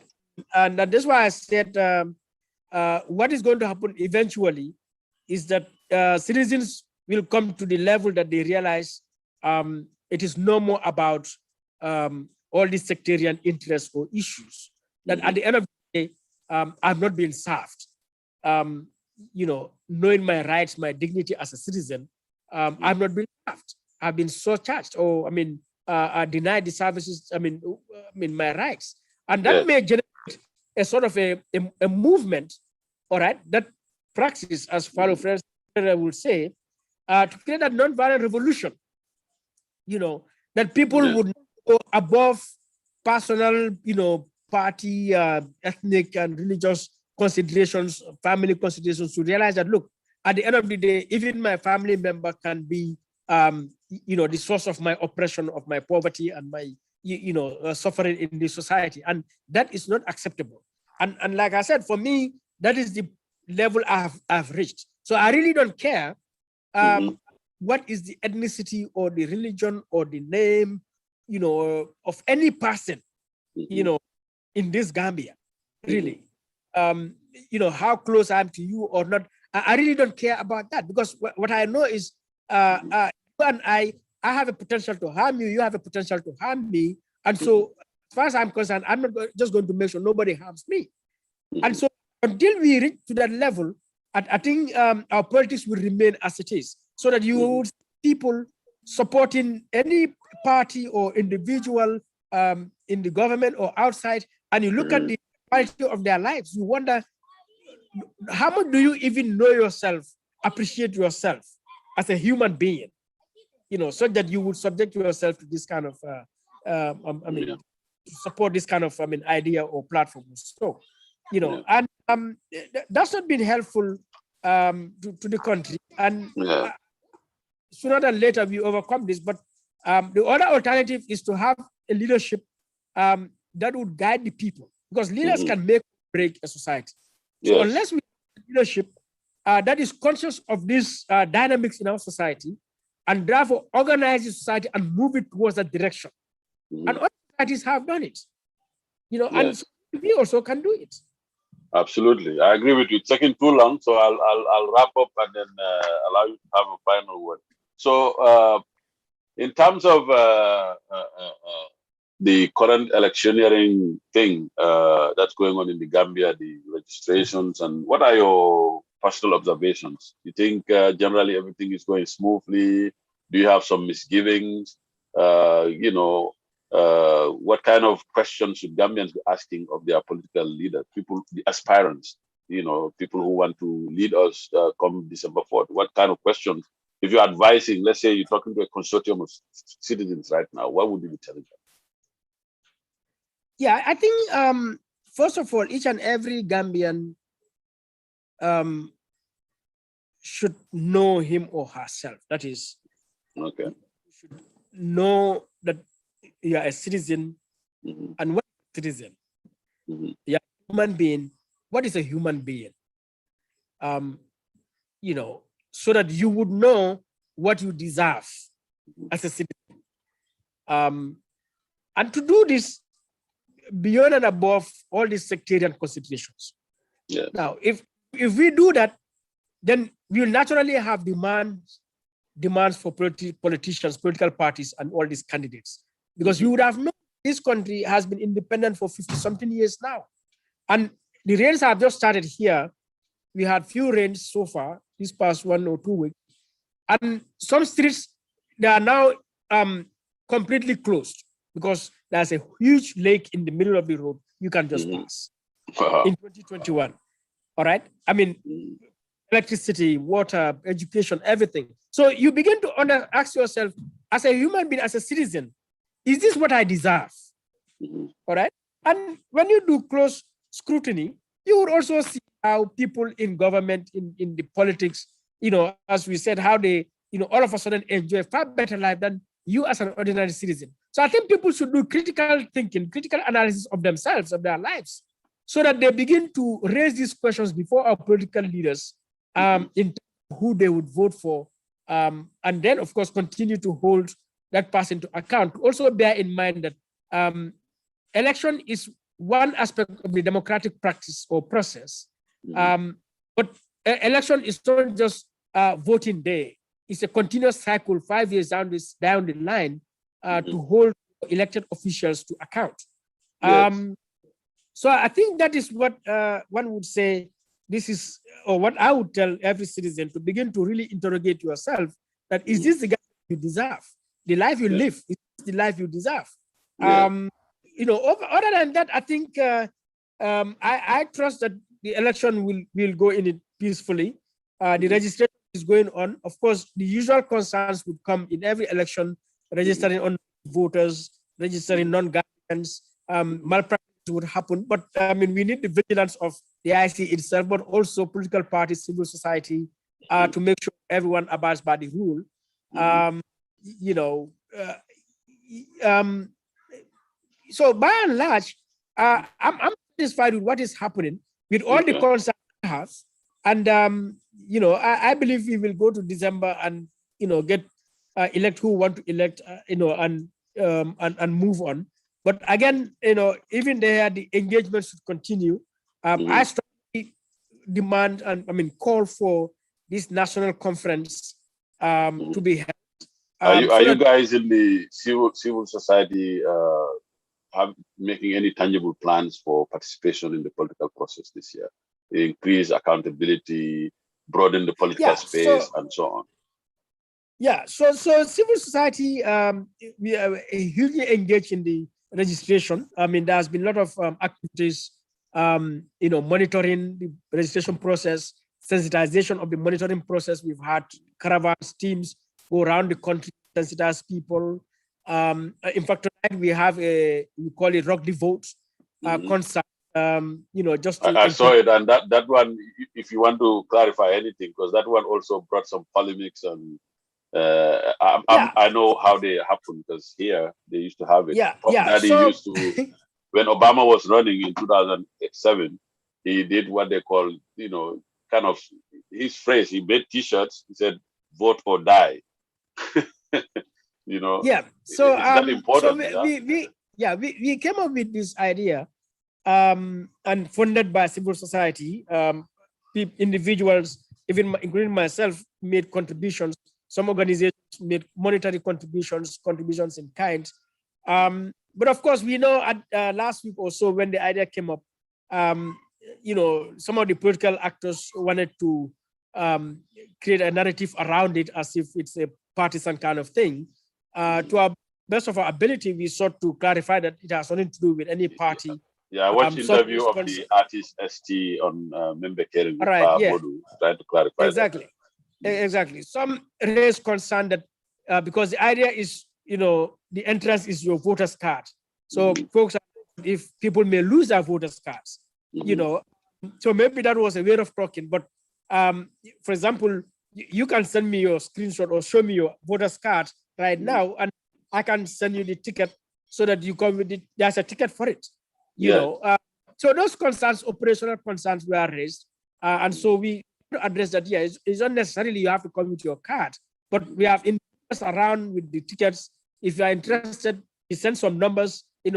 Send me your number to say you have a card, and we have locations, or I can meet you, or you can meet me, and we give you the.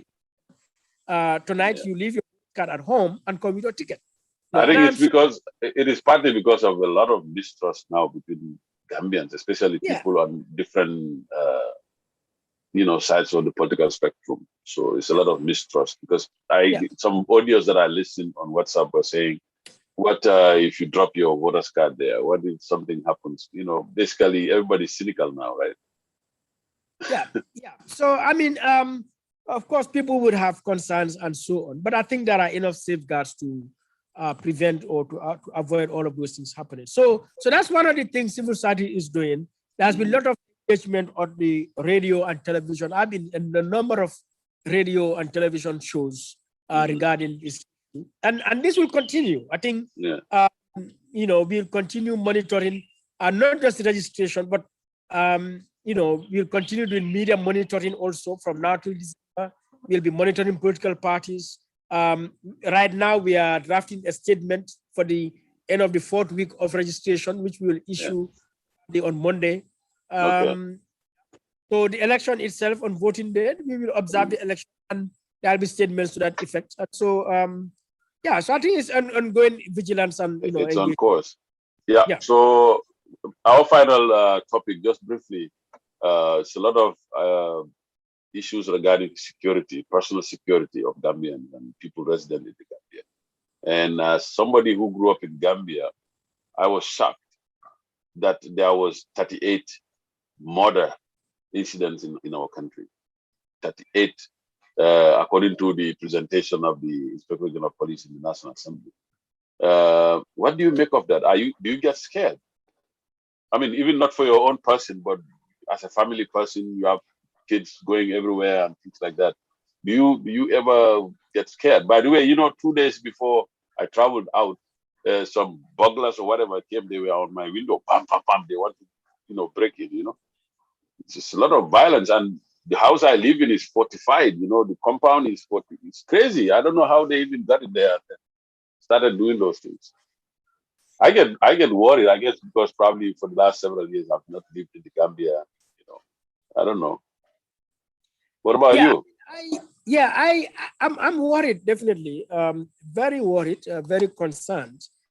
Not more because of the crimes that are happening, but because of the lack of effort, state to either create an environment to prevent these crimes from happening, or to empower, let's say, the police, to give them the ability to detect and prevent and even prosecute crime.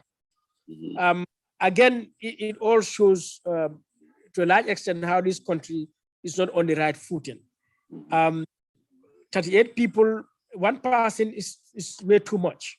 When you look at this country, like we had the case of Haruna Jata in Kanilai. We had the case of Keba Seka. Some time ago, the ETG student stopped. We had the case of Usman Dabo. Yeah. We had the case of these two young people killed in Busumbala. We have the case of even this boy. The young lady found in the forest not long ago. The decomposing body. Yeah, and in all of those major cases, you don't see progress by the state, whether in terms of investigations, in terms of arrest, in terms of prosecution. And for me, that is why the concern is, because as human beings, crime is also part of our life. But the purpose of the state is to protect our rights, that is to give us security, which is our right. So for me, what has been happening is that lack of security sector reform, equip our police, to reform our police, and by that equipping it, to position it in a way that we can deal with these crimes, but also to address the social and economic needs of citizens, because a lot of these crimes are also taking place, has a direct bearing on social and economic rights of citizens. And if you have a society like ours, where unemployment, high cost of living, poverty, deprivation, inequality, discrimination are so prevalent, the rate of crime is definitely going to increase. So at the level of the government, what are you doing to make sure Gambians enjoy social and economic goods and services that would serve to limit somebody's urge to get, a criminal? That is not taking place. And then we are not also doing security sector reform. So at the end of the day, matters are being put into our own hands to provide our own security. All right. Most of us cannot provide that, because people live in communities. Even a street light is a security. How many communities have a street light in this country? Today, you go to many communities in the Gambia, it is citizens themselves putting up street lights. They are paying tax, local government, they are paying tax to the central government. They take loans and grants on them, yet you cannot provide even a street light. No, absolutely. It's concerning, and I hope Gambian citizens, all of us in our totality, we have these issues at the back of our mind as we make decisions about elections. Like in America here, they say elections have consequences. So if you make a bad choice, you live with that choice for 5 years, and it could mean limits on your own privacy, your security, your freedom. It could mean a lot of things. It could mean more poverty. It could mean more debt.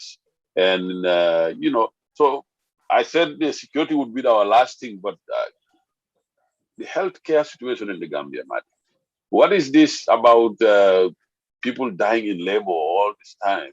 All these concerns, these very appalling pictures of derelict bathrooms in hospitals and things like that. I mean, is civil society going to focus only on electoral, improvements and things, or you're going to look at the social condition of the citizens and raise some outrage about it so that some changes can happen there? Yeah, I think what I tell folks is the challenge of the civil society in the Gambia also is the limited engagement in advocacy and activism.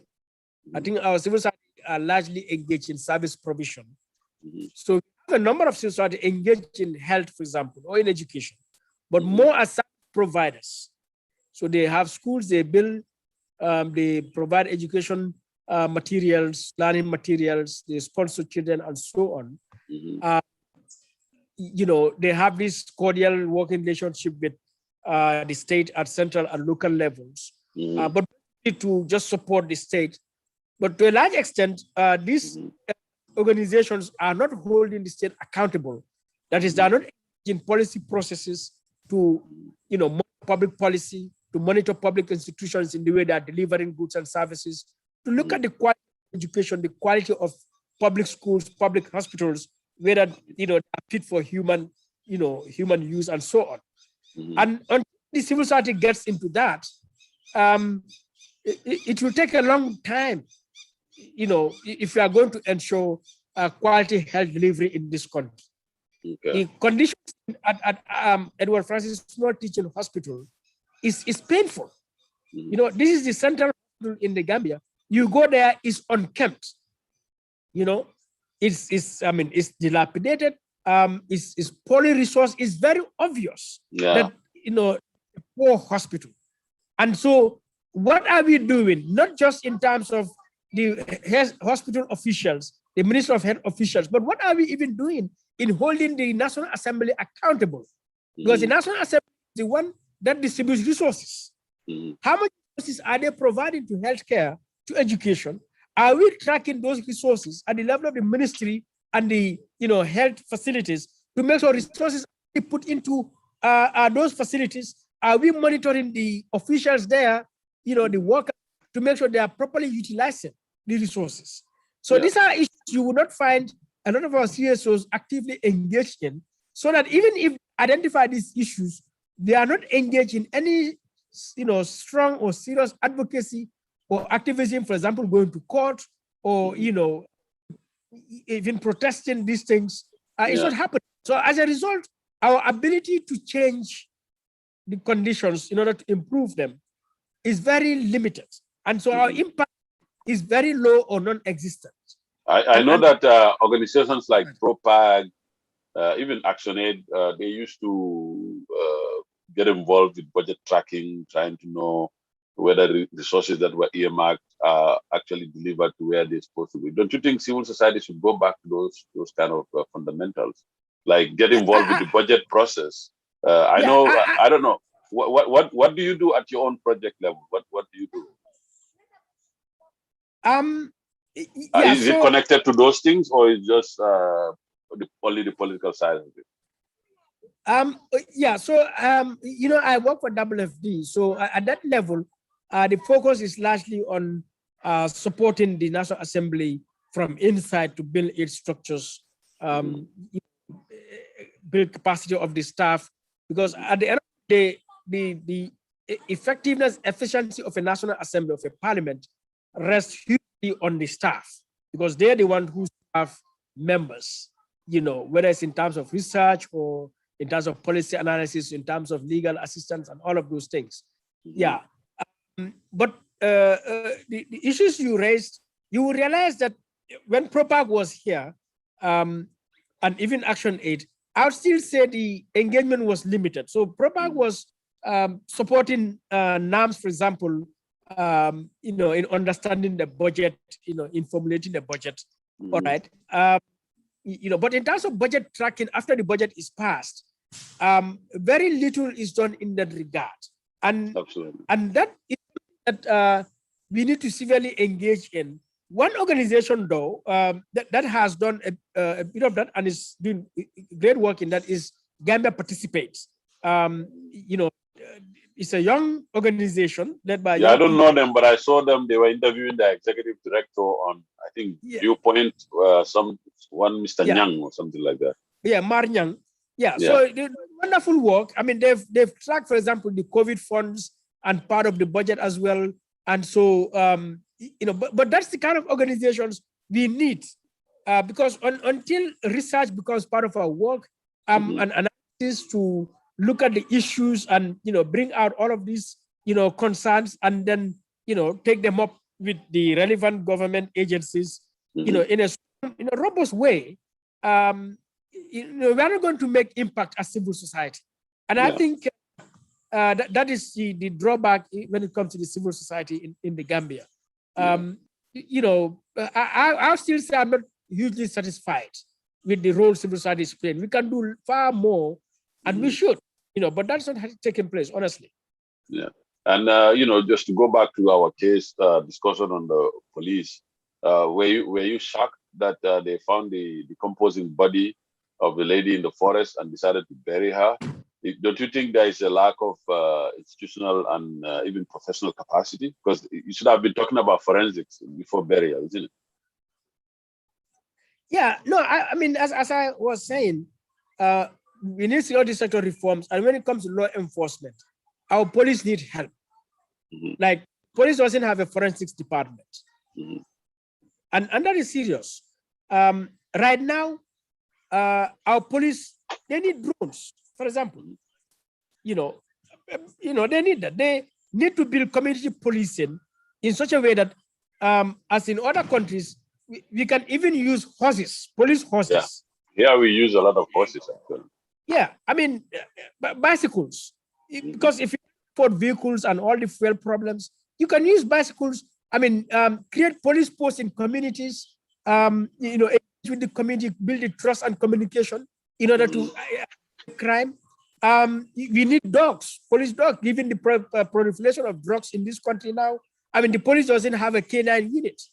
So these are all capacity skills we need, not to mention education about human rights. So that the police, for me, is a human rights institution. They are there to protect human rights. So police should be very informed, aware. Human rights should be an integral part of their work. Yes. Because it's human rights at the end of the day. You see, so you go to any police station in this country, there are police posts, work in the secondary police station or Bundum police station or Bansam police station. I mean, even lighting is not available. Yeah. And I understand recently they've been lamenting vehicle issues, transport issues. Sometimes when people call them, they can't respond because they have this national hotline. When people have issues, they call it, like our version of 911 here. But then you call them, they get the message, they cannot get there. So I think if the state, is listening, they need to do something about that. I'm not even sure that hotline is working. I think it's 118 or 117. I tried to call it. It doesn't work. All right. But yeah, if you're gonna run a 911 system, that requires a national coverage. It requires adequate patrol resources, whether it's vehicles or motorbikes or on officers. Because I mean Kemuje, if I should call 911 at 3 a.m., I mean I expect to receive within the shortest possible time the police arrive at my location. Where I am here, what's the response time? Yeah. If I were to call, because I live on the university campus, basically, if I make a call right now, the police are here maximum 90 seconds. Wow. That's 1 hour, 1 minute, 30 seconds. Yeah, sometimes less, but on average, that's what it takes. All right. So which means, and I have had this forum on one time on TV, on the security. I hope the new IG Sanyang would call for some serious strategic thinking of the Gambian police force, so that they look at the strengths and weaknesses of the police, and then identify a standard police. What are its requirements? For example, when it's a station or a police post, what are the requirements of a standard police force? I mean, police station. In terms of how many officers should it have? The head of that police station, what should be his or her qualification? How many vehicles should that police station have? Even the cell in that police station, what should be the measurement of that police station? How does that police station cater for, I mean, how many people should be there? How does it cater for women detainees and men? Because if a woman is put in a police station, the police station should bear in mind that woman would need sanitary services. So what resources are there to make sure that woman, for her dignity, for her rights, would enjoy, those services? So you need to put that down, cost it, and give it to the government that if you want us to run an efficient, effective, responsive police service, the requirements. Maybe you and I should go to Abdullah Sanyang and help them with that, because you talked about capacity. If they know how to put all of those things together? You think sometimes civil society should not just be a critic, but should also be a partner, especially if they can impart some help to improve things. Because I remember before I traveled out around 2006, I used to do training for the police at their police academy, like their newly promoted inspectors before they deploy them to be, station officers and stuff. I have done a few trainings with them, and right now the commander of their training thing is a cousin, and maybe he could be interested in those. He himself has a university degree, so hopefully he'll be interested in putting some of these things in the police curriculum, because I think when they are being formed in the training, it's very critical. If they know those are part of their accountabilities, they're more likely to follow them than maybe what you see right now. You see, Alieu, like I said earlier, we have no excuse not to deliver the best, to do the best, to create the best institutions. All right. Our police, like police, I hope the key is not there, Madi. No, it's not. Like the police, the university, in the National Assembly, the ministries, they all have gone around the world, apart from the education, to see other institutions like that being run. All right. Yeah. And so we cannot claim not to know. Yeah. Now, it will surprise you that the late IGP Mahmoud Joe, with all the issues I've had with him, Mahmoud Job had invited me to his office at least 3 times, right? To discuss law enforcement reform. Before he became IG, at the time when my party was minister, I had submitted documents. Many people would consider Madi to be just writing on Facebook. People will be surprised how many private letters, suggestions, proposals I have submitted to public officials privately to their office, just for the purpose of running their office. So I had written to the Minister of Interior at the time, my party, to say, look, we need to reform the police.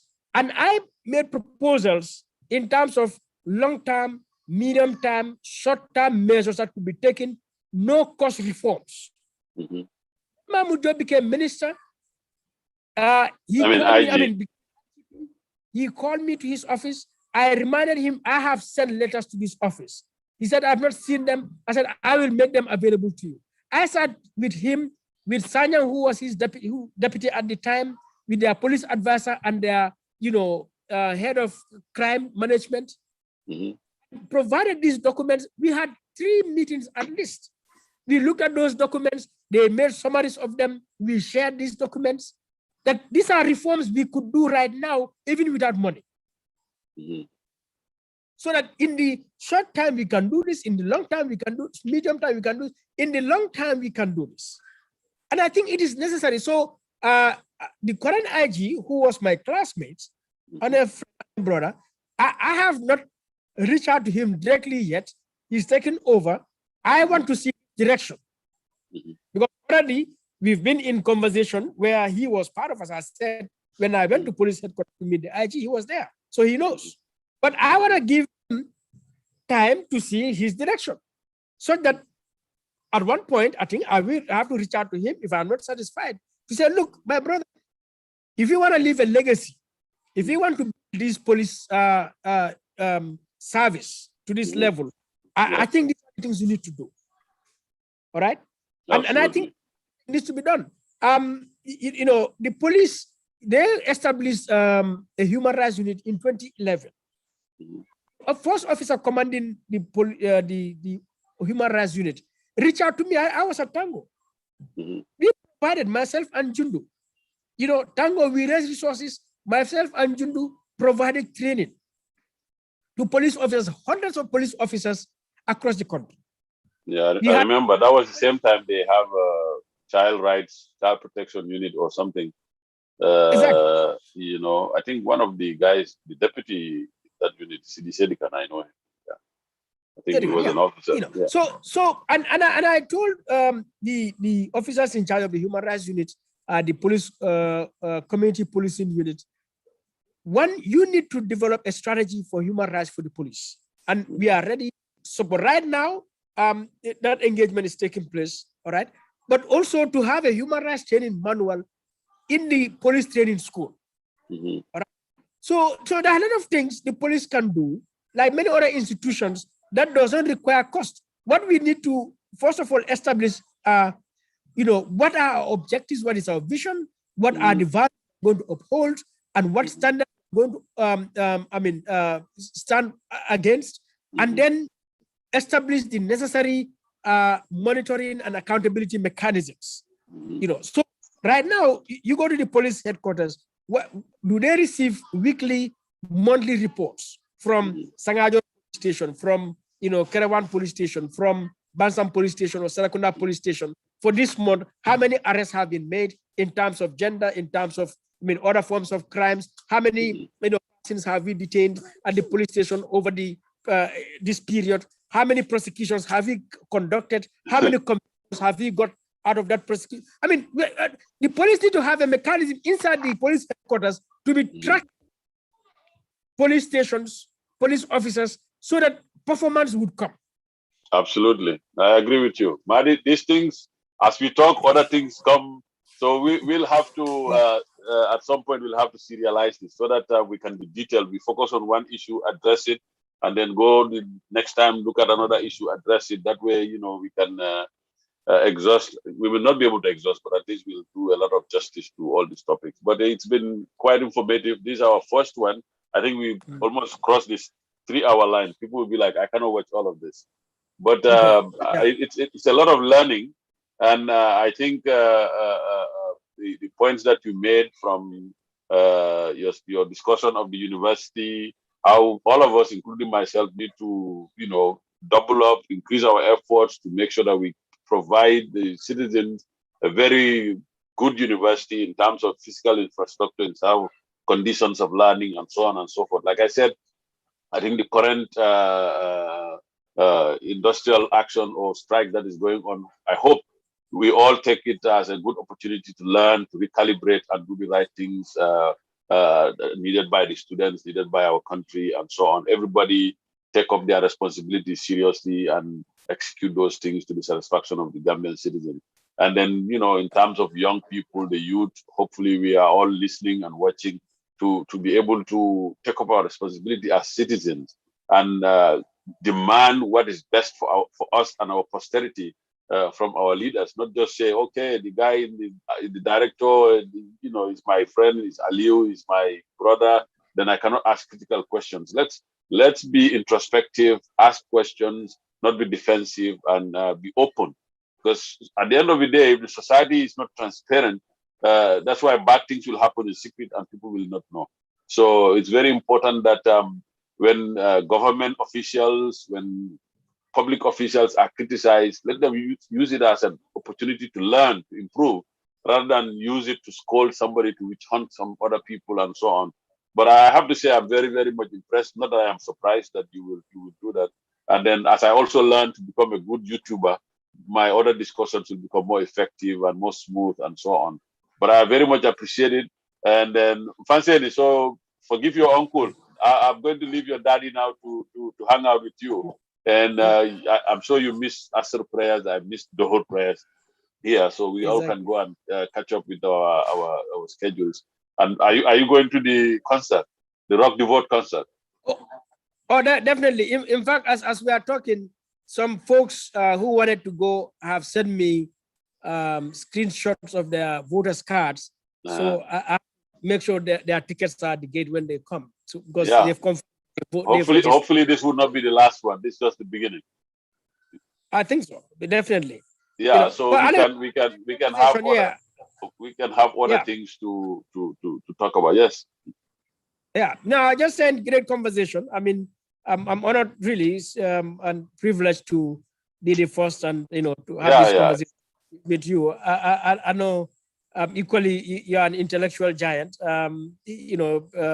Certainly. So I really thank you, and I hope people will find it beneficial.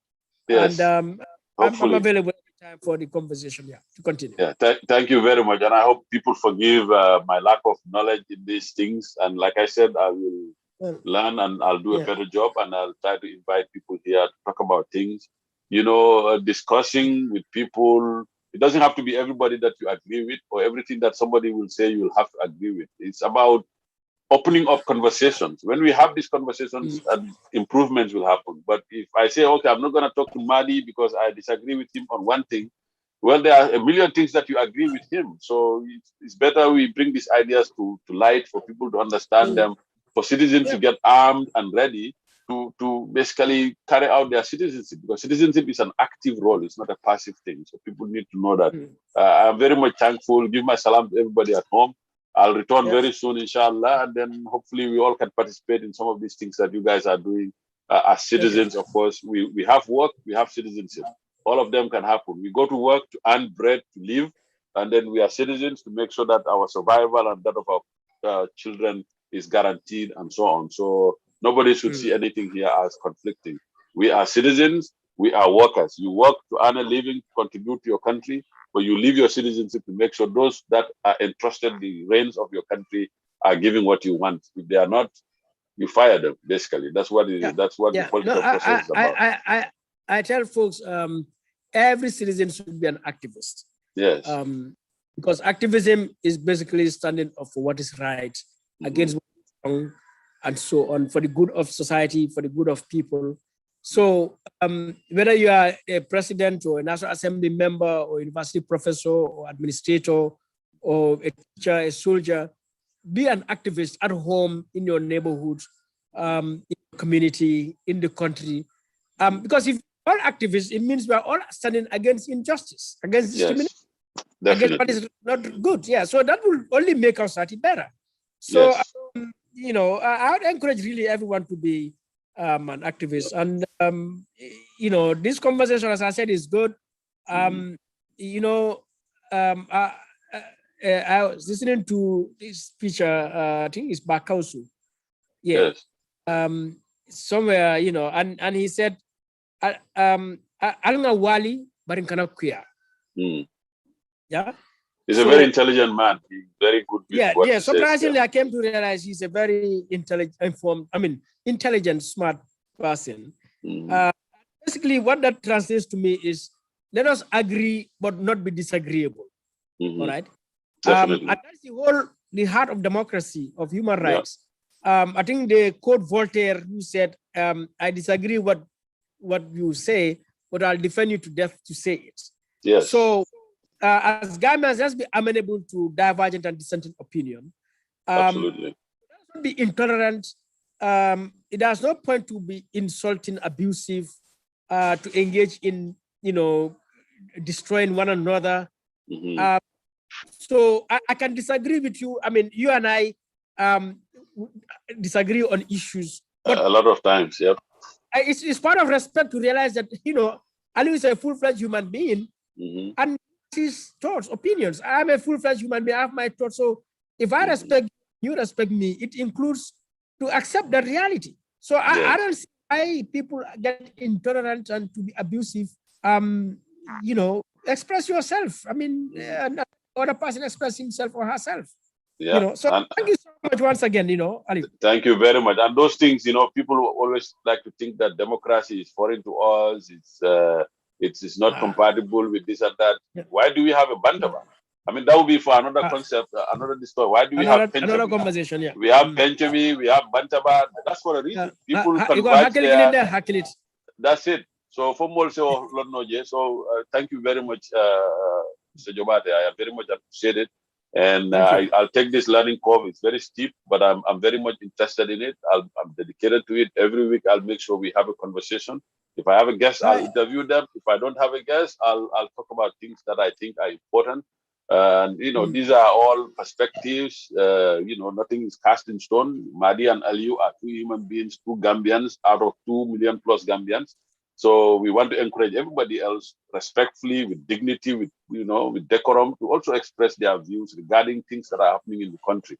When we all do it, we'll understand each other more rather than fighting, throwing pebbles at each other, and then insulting words through WhatsApp and all that stuff. So, thank you very much. I appreciate it. And sorry for taking too much of your time today. Thank you. Yes, thank you. After Mina, I'm going to Saturday killing on our super. No problem. Anytime. Yeah. All right. Thank you very much. Okay, Alieu. Yes. Bye-bye. Yeah. Okay, thanks.